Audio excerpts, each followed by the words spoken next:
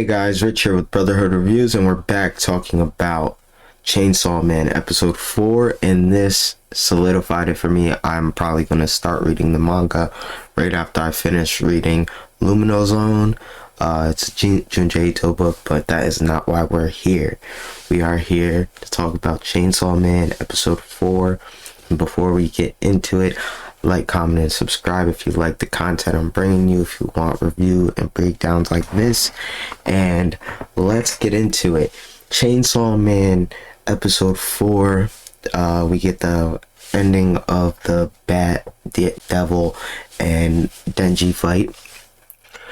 Denji pulls power and the cat out of the guts of the Bat Demon, and you know what's on his mind. He's ready for it. She's like, well, why did you save me? Like, I tried to kill you. And he's like, yeah, you know, we had a deal, girl. We had a deal. So this leech devil comes out of nowhere, cuts off his arm, and he's freaking out at first. Blood's going everywhere. It's like, I'm like, oh wow. Like, and then they just start going at it. This leech demon was like, yo, that guy was the only one who like matched my bloodthirst. The leech demon was talking crazy, but you know what I'm saying? That leech demon was drawn so weird, bro. It's kind of funny, but I enjoyed it. Like, the fight was great. Like, the fights honestly have been very enjoyable in this so far, and it has been high intensity too since the beginning. So I wonder where there's going to be a part where we slow down and like start getting more information. But just pretty much is about to get eaten by the leech demon, and then Yara, you know, I don't even like that guy anyways. I'm mispronouncing his name on purpose, but he saves Denji and then pretty much helps him, gets his arm back. It pretty much reattaches because he's a devil now, so they just had to pretty much put it next to it, and it pretty much healed itself, I think he said. And he was pretty much questioning him about power, to make sure power wasn't like feeding the Bat Demon, the devil. So when he was questioning him, like, you know, we got to make sure that you're not on the side of the devils, that you weren't like feeding her. And he wanted to know why'd you just save somebody that tried to kill you as well? And he was like, you know, I don't know, I just did it. And he was like, even though I'm not, he kind of reassured him, like, yo, even though I'm like really not fighting for the reasons you guys are fighting for, and my reasonings for fighting are smaller in comparison to yours, and you know, to you guys, like, it may be like stupid reasons, but like, you could count on me. So I guess that's like a good feeling for him to know, like, okay, like, even though my goals are here and his goals are like, I just want to be able to make money so I can eat and have a place to sleep that's not a shed, you know what I mean? Like, that's all Denji cares about. He's like, listen, as long as I don't have to go back to sleeping in the shed I was just in, you know what I mean, I'm cool. What do you just point at the devil and I'll kill it. Like, so I guess that's a great reassurance. So because they had power chained up, you know, like, yeah, we got to make sure you're not an actual criminal before we let you run rampant on the streets again. And now that's what I'm calling him from now on, Takua. When he reports to Makima, he pretty much tells her everything, all the information he's gathered, and the fact that, you know, Denji used his powers to defeat the Bat Demon and still almost had enough strength to take out the leech demon, devil. And she was like, okay, good, like that's good to know. He's getting stronger and better with his powers. And he was just saying, like, aren't they two like dangerous devils to like just have on our side, even just in case they decide to go rogue? And she was like, they won't. But they were just going on like a little conversation on how like them being dangerous, that they're like pretty much full devils and stuff.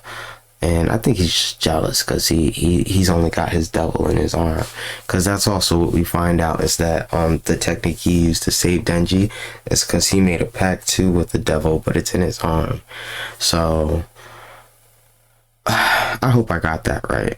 Pretty sure I got that right. But yeah, I'm pretty sure he said that. That's why that dog thing, he did like that little and the dog came out and ate the head of the leech. So yeah, but like that has another reason. That's another reason for them to relate. And then we get to the end where, you know, Taka and Denji are in their apartment chilling.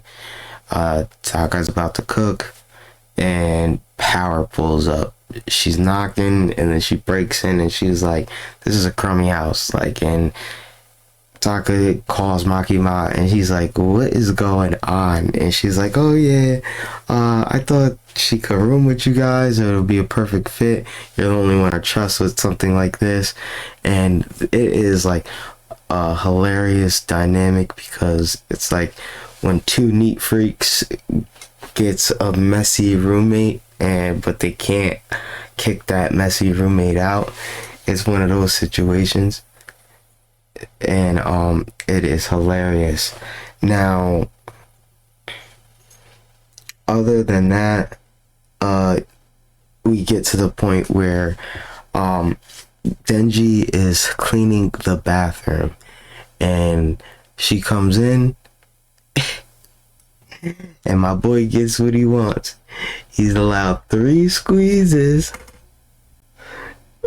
for saving her, saving the cat, and pretty much helping her staying out saving her, killing the bat, and like saving her from getting into real trouble with the higher ups and stuff, with helping out the bat, or like trying to kill him and stuff.